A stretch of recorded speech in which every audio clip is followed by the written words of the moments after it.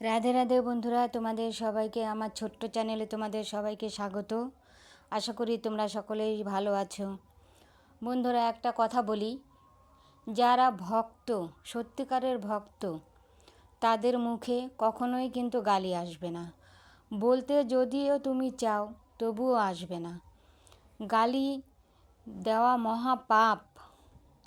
স্বয়ং শ্রীকৃষ্ণ বলছে, যারা গালিগালাজ করে তাদের নরকেও ঠাঁই হয় না। এটা কিন্তু ঠিক, শ্রীকৃষ্ণর বাণী। তোমরা গীতাতে পড়ে দেখবে বা কোনো মহাভারতের বই টই পড়ে দেখবে, যেখানে হোক গালি দেওয়া মহাপাপ। তাই বলি, যারা ভক্ত সেবিকা, গালি দিও না, মুখে অন্য কথা যা পারো বলো। বলছি, আবার কেউ যদি এই ভিডিওটা দেখো হয়তো বলবে জ্ঞান দিচ্ছে। জ্ঞান দিচ্ছি না, এটা সত্যি। গালি দিতে হয় না, নিন্দা করতে হয় না।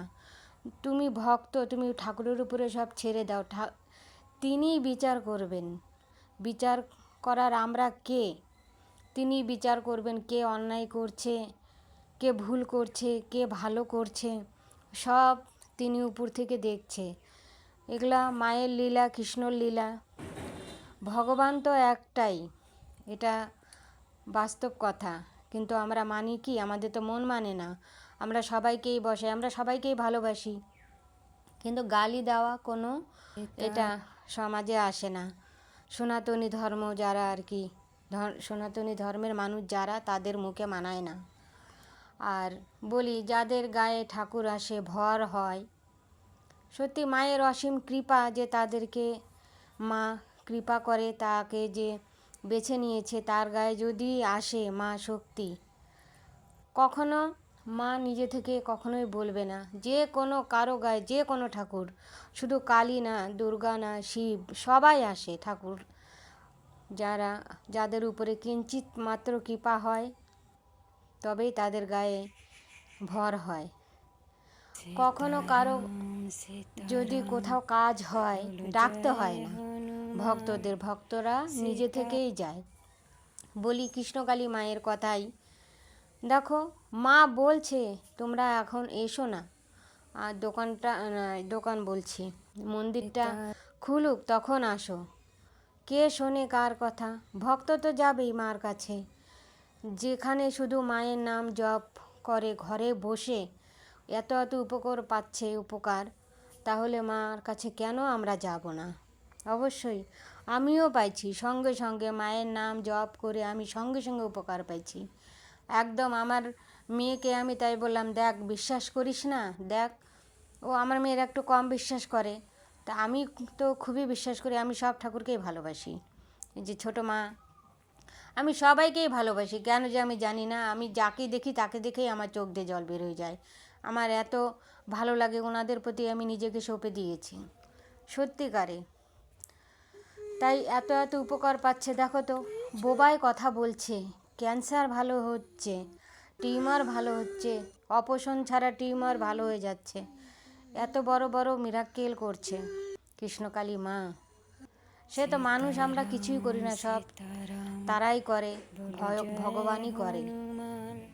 আমরা তো উপলব্ধ মানি। যাদেরকে মা বেছে নিয়েছে তাদের চরণে সেবিকার জন্যে, সেটাই ভাবতে হবে যে আমাদের ভাগ্য অনেক ভালো যে আমরা তাদের সেবা করতে পারছি, এটাই তো বিশাল।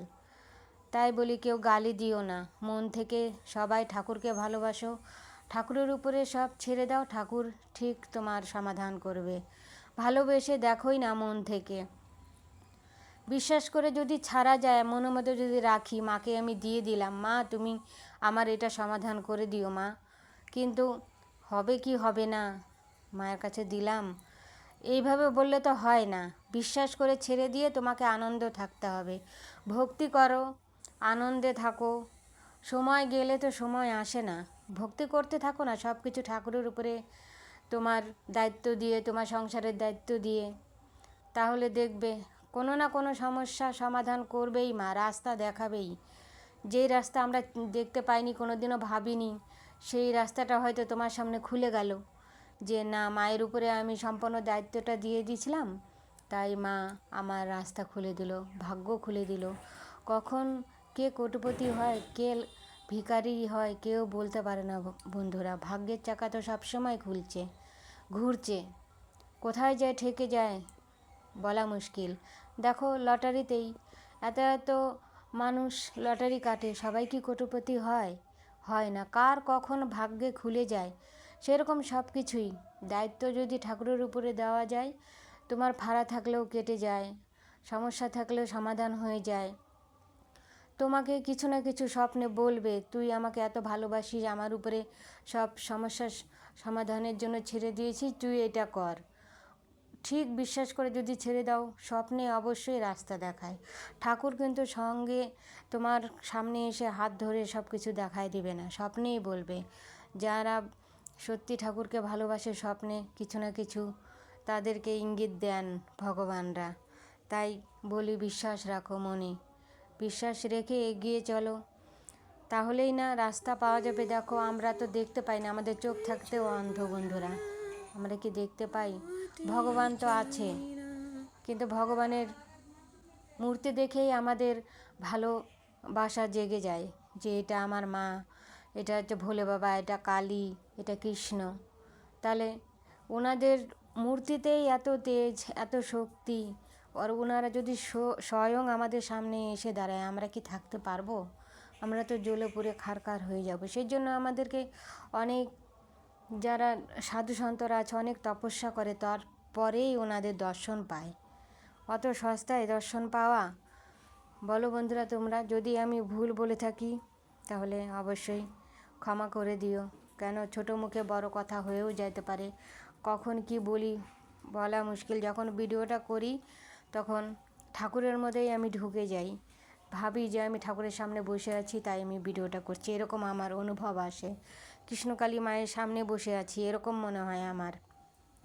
আমরা যেতে পারি না ঠিকই, কিন্তু মন থেকে ডাকলে পরে যত দূরেই তুমি থাকো, মা ঠিক সাড়া দেন। মা তো হাওয়াতে আছে, আগুনে আছে, সবার হৃদয়ে আছে, সবার মনে আছে। মা অন্তর্যামী, তুমি যেভাবেই ডাকো মাকে, মা ঠিক শুনে নেয়। তাই বলি, হিংসা করো না মনে, সবাই সবার মতো পূজা পাঠ করো, ভক্তিপথে যাও। যারা ভক্তিপথে একবার যায়, যতই কষ্ট হোক বন্ধুরা, ফিরে কখনোই আসতে পারে না। সে বুঝে গেছে যে ভক্তির স্বাদ কেমন। যারা একবার স্বাদ বুঝে যায়, সেই স্বাদ থেকে ফিরে আসতে পারে না। তাই সবাইকে বলি রাধে রাধে বন্ধুরা। যদি ভালো লাগে প্লিজ পাশে থেকো, সাপোর্ট করো, এইটুকুই চাই। আর বাবা মাকে কেমন লাগছে অবশ্যই ভালো লাগলেও বলো, খারাপ লাগলেও বলো। ভগবানকে তো কোনো দিন খারাপ লাগে না, সে যে ভগবানই হোক। কিন্তু তোমরা যদি পাশে থাকো তাহলে একটু ভালো লাগবে বন্ধুরা। অবশ্যই সাপোর্ট করো। রাধে রাধে।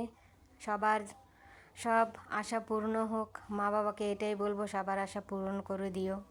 আমি তো ছোট হয়ে বলছি সবার জন্যেই, আমি চাই গোটা পৃথিবীর লোক ভালো থাক, কারো জন্য কোনো বড় অসুখ না হয়।